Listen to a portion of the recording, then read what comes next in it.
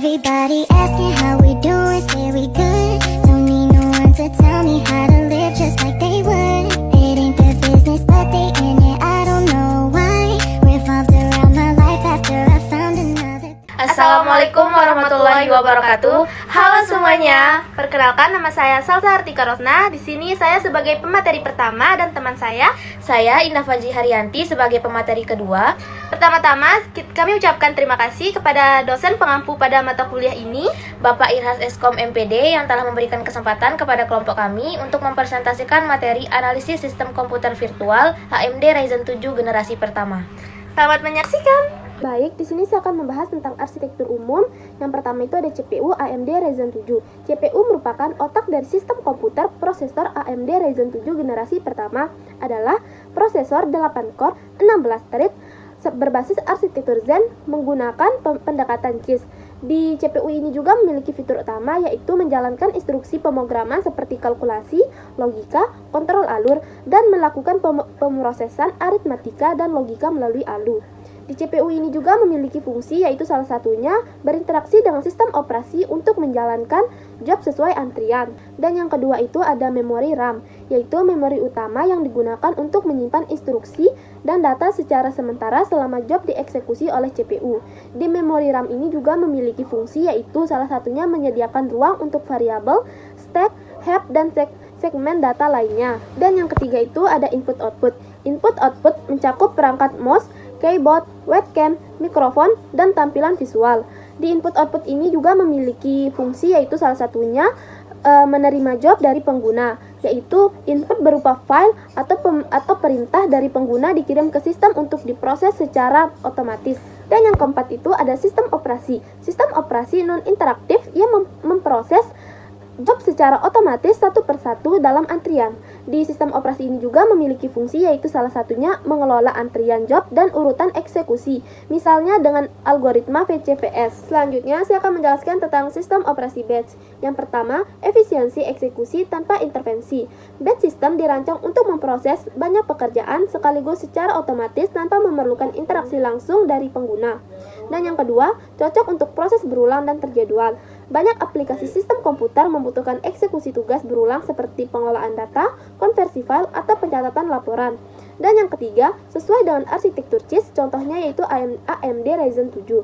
Proses AMD Ryzen 7 berbasis CISC dapat menangani instruksi kompleks dengan efisiensi, cocok untuk lingkungan batch yang menjalankan instruksi-instruksi besar tanpa perlu dipecah terlalu banyak. Dan yang keempat, mudah disimulasikan dalam sistem visual karena tidak memerlukan GUI atau interaksi waktu nyata. Batch system sangat ideal untuk simulasi sistem komputer virtual sederhana seperti dalam proyek ini. Selanjutnya saya akan membahas tentang permasalahan dan solusi sistem operasi. Permasalahan pertama adalah waktu tunggu lama, yang dimana job besar di awal antrian membuat job kecil harus menunggu lama untuk dieksekusi. Solusi dasarnya adalah gunakan algoritma priority scheduling agar lebih efisiensi. Permasalahan yang kedua, tidak ada interaksi langsung, di mana pengguna tidak bisa memperbaiki kesalahan saat job sedang berjalan. Solusi dasarnya yaitu menambahkan fitur logging otomatis dan error handling untuk deteksi dan laporan kesalahan. Jadi di sini saya akan menjelaskan tentang aritmatika dan logika CPU, yaitu operasi penjumlahan dan perbandingan. Jadi ada 4 cara CPU melakukan operasi penjumlahan. Yang pertama itu ada fetch, lalu ada decode, lalu ada execute dan store. Jadi fetch itu adalah dimana CPU mengambil instruksi dari memori, misalnya add A dan B. Lalu decode itu adalah control unit menerjemahkan bahwa instruksi adalah penjumlahan. Dan execute itu adalah dimana ALU menjumlahkan nilai A dan B yang diambil dari register. Dan store itu adalah hasil disimpan kembali ke register tujuan atau ke memori. Lalu di sini ada juga cara CPU melakukan operasi logika perbandingan. Jadi di sini operasi logika seperti kita membandingkan A dan B, dan di mana di sini itu A lebih besar daripada B, yang diproses oleh ALU dan hasilnya ditandai dalam flag register. Jadi di sini flag register itu ada banyak macamnya, ada zero flag, sin flag, ada carry flag, dan ada flag greater. Kita menggunakan flag greater karena flag greater itu adalah cocok untuk sebuah perbandingan.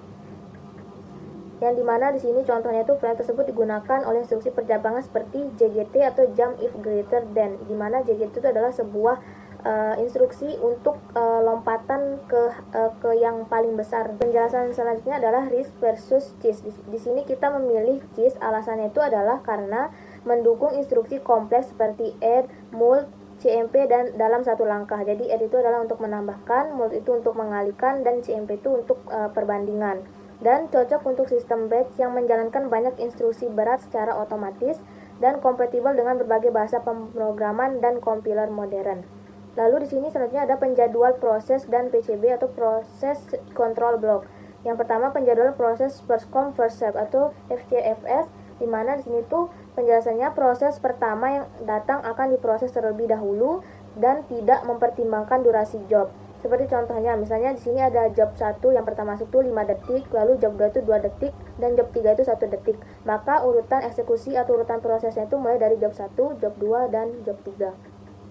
Lalu selanjutnya adalah proses control block, yaitu adalah struktur data penting yang digunakan oleh sistem operasi untuk menyimpan informasi proses. Dan isi utama PCB itu adalah ada proses ID, ada program counter, ada register, ada status proses, ada informasi memori, ada input output info, ada CPU time, dan ada fungsinya juga. Jadi proses ID itu adalah identifikasi unik tiap proses. Lalu program counter itu adalah menyimpan alamat instruksi. Dan selanjutnya di sini adalah penjadwalan proses dan PCB atau proses control block. Yang pertama itu adalah penjadwalan proses first come first serve. Yang dimana penjelasannya itu adalah proses pertama yang datang akan diproses terlebih dahulu dan tidak mempertimbangkan durasi jobnya. Misalnya di sini ada job 1 yang pertama masuk itu 5 detik, lalu job 2 itu 2 detik, dan job 3 itu 1 detik. Maka yang akan diproses pertama itu adalah yang job 1, lalu job 2, lalu kemudian job 3. Lalu selanjutnya di sini ada penjelasan tentang PCB atau proses control block. Yang dimaksud adalah PCB itu struktur data penting yang digunakan oleh sistem operasi untuk menyimpan informasi proses. Jadi isi utama PCB itu salah satunya ada proses ID, yaitu identifikasi unik tiap proses. Di sini saya akan membacakan kesimpulannya. Sistem komputer menggunakan CPU AMD Ryzen 7 atau CISC, RAM 8GB, input-output file, dan sistem operasi base system. Base system dipilih karena cocok untuk eksekusi otomatis tanpa interaksi pengguna. Masalah utama, waktu tunggu dan minim interaksi. Solusinya, SJF dan file logging. Lalu, proses dijalankan dengan FCFS dan dikelola oleh lewat PCB.